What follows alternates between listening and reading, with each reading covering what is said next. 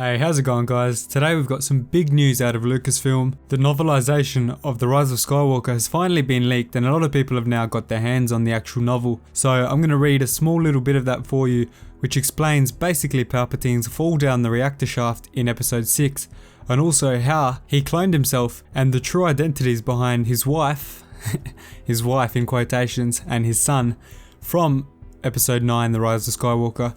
So stay tuned for that. Remember to subscribe, hit the like button, leave a comment down below telling me if you agree with Palpatine being a clone. I'm not sure if I like him being a clone, but I'm going to read the excerpt for you and you can make your own judgment on that. So let's get straight into it. This is Palpatine's son and his wife and how they came to be. So let's get into the full explanation for Palpatine's survival on the second Death Star and how his son and wife came to be. The explanation begins with this little line calling back to Plagueis and how he didn't act fast enough in his moment of despair. It also confirms that the Emperor Palpatine, had been sensing the light in Darth Vader for many years prior to his redemption and the killing of Emperor Palpatine. So here it is.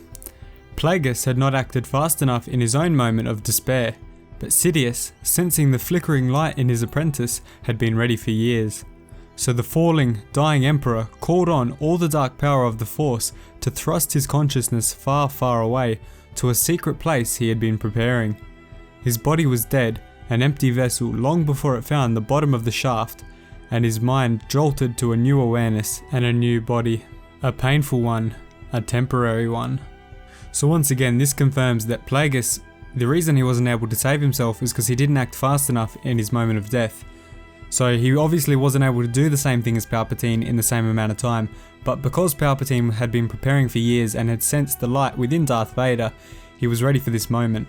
Through the dark side of the Force, Palpatine, as he was falling down the shaft of the second Death Star, he was able to obviously jolt his consciousness into his new body that he had pre-cloned, or maybe the Sith Eternal Cultists cloned it as he was dying after he sent them a message through the Force. That's also possible.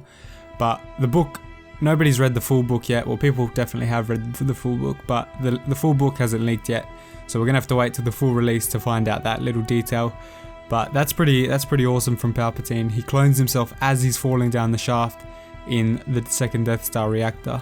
Now the second little part goes on to explain that the body Palpatine had prepared was imperfect and the clone body wasn't enough.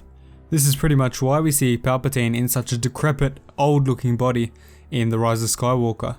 So this part goes, it was too soon, the secret place had not completed its preparations, the transfer was imperfect, and the cloned body wasn't enough.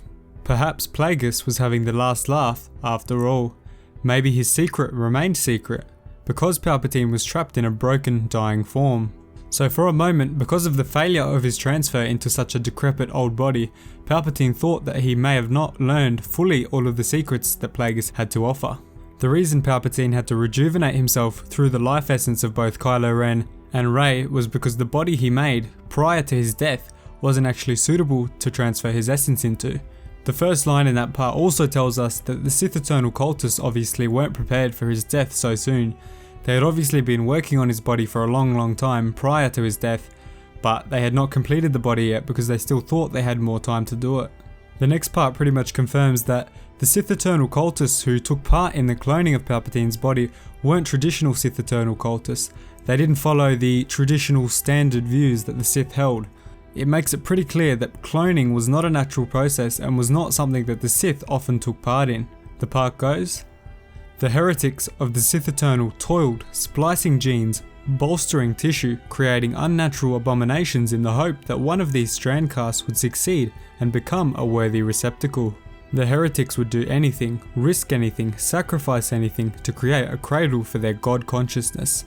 This god consciousness is obviously Palpatine, who they're referring to as a god because he's the leader of their cult, the Sith Eternal Cultists. The scientists who took part in the cloning program ordered by Palpatine were heretics to the Sith Eternal Cultists, meaning they were cast off by the other members because they did not adhere to the standard views of the Sith Eternal religion.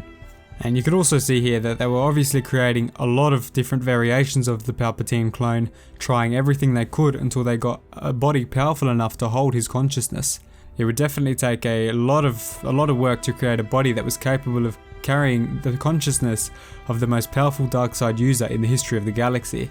So it definitely took a lot of multiple revisions and variations on the design of the clone that they just kept going through.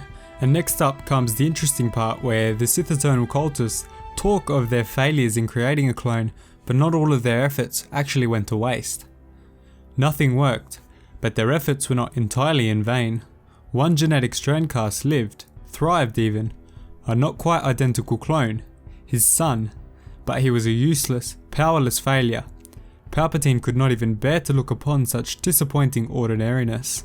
So that little part there just demonstrates that one of the clones they made, Palpatine actually used as his son, and Palpatine, because he wasn't force sensitive, Palpatine just couldn't even look upon the boy and cast him off, which is obviously why he was running from Palpatine in the Rise of Skywalker movie. Palpatine was so disappointed that his son, the son of the greatest Sith Lord of all time, was not even force sensitive, so that's why he hunted him down and wanted him dead. This is pretty much a very similar situation to Jango Fett and Boba Fett from Attack of the Clones. Palpatine's son is not a genetic son. Well, it is technically a genetic son, but it's not a biological son in that way through natural processes. It's literally an exact DNA clone of Palpatine himself, with a few modifications because they didn't have the cloning process locked down to perfection. And the next part goes on to tell us the story of how Rey was born and how Rey was created through this clone. Rey herself was not a clone, but she was created through natural processes, but her father was a clone. It goes as follows. The boy's only worth would lay in continuing the bloodline through more natural methods. Now this is obviously talking about Palpatine's son having a real wife, not a cloned wife. Not another clone of Palpatine, definitely, but a real wife to continue Palpatine's bloodline through a son or daughter. Now we know that obviously turned out to be Rey, but I don't see how Palpatine really considers her part of the bloodline if it was through a clone of himself and not his actual biological DNA. So yeah, that's pretty interesting that Palpatine still considers her part of the bloodline. But I guess it does make sense with Boba Fett and Jango Fett, so it does pretty much make sense, and I can definitely accept that. Although I would like for Palpatine to actually have a real son that was force sensitive and not be just a dropkick clone like this guy. But anyway, the next part goes as follows. And it was through that eventual union, unexpected as it was, that Rey was born, the perfect vessel, strong enough to contain all the power of the Sith, his granddaughter. So again, this part confirms that Rey is a legitimate child, she's not a clone of anyone. Rey's dad is the clone of Palpatine and Rey's mother is a real non-clone woman. So it looks to me that because the force sensitivity of Palpatine wasn't transferred down through his clone, it was transferred into the next generation after that. So maybe clones can't contain force sensitivity and they have to reproduce with someone else, a natural body, to be able to pass down the force sensitivity of the original person who was cloned.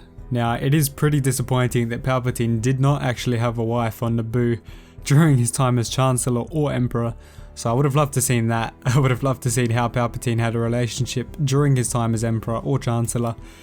But you can technically call Rey Palpatine's daughter directly, because it was Palpatine's clone that had a daughter, which was Rey. So is it not technically Palpatine's actual daughter? Well, because his original consciousness lives, obviously we can't call him his direct daughter, but it pretty much is. It's pretty much a direct descendant to Emperor Palpatine, even though it is a slightly modified clone. And all of this really ties back to the story of Galen Marek, Starkiller. He was cloned so many times, and each time, or most times, the clone of Starkiller was a failure, similar to all of these failures that the Sith Eternal cultists made for their clones of Palpatine. So it does make a lot of sense that the one time they actually did get the clone right, and it was actually worthy of a body, it became Palpatine's son. It wasn't worthy for his body, but it was worthy for some consciousness to be laid within it. But overall, I'm not the biggest fan of the Palpatine cloning story. I think it's a bit of a retcon, and they really should have had a better explanation prepared and ready to go for the movie, and even explained it within the movie, not having to rely on a external novelization to explain it. So I do think there is going to be some type of tie-in with the Mandalorian, the child. There's definitely some backstory there regarding the Kaminoans and the child. We did see that doctor from the Mandalorian, which we haven't seen since, but he definitely had a Kamino patch on his left arm or right arm, I can't remember which one. But he had a Kamino patch, which means he's definitely involved in the cloning process somehow or another. Whether the child was Palpatine's attempt to try to clone force sensitive beings, We don't know, we're gonna have to find out in The Mandalorian. But that's it for this video. If you enjoyed the video guys, remember to leave a like, subscribe most importantly, and leave a comment down below telling me, what do you think of Palpatine being a clone? I'm not the biggest fan, as I said before. I think they could have done a better job, but let me know down below what you thought. Thanks so much for watching guys, see you next time.